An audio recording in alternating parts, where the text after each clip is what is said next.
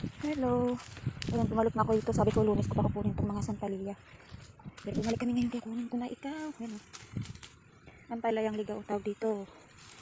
Magluluto ako bukas ng munggo. Tapos may dahon ito. Hindi ako nakadala ng gunti. Kasi bunutin ko na.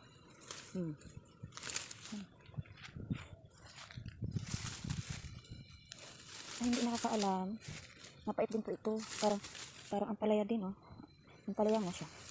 Pero ligaw nga lang. Kunin natin yan. Oh.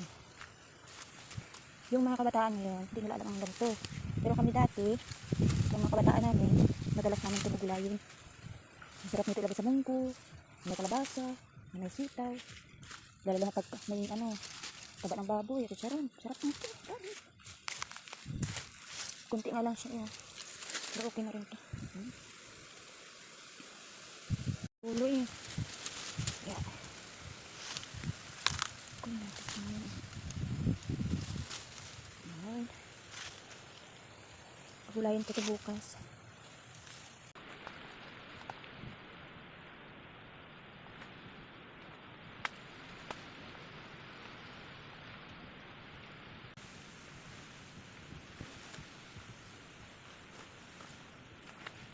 Ayun, pinag-isa nila ko. Ito yung pagkasang palaya, ligaw ng palaya. Gulay ko bukas yung munggo.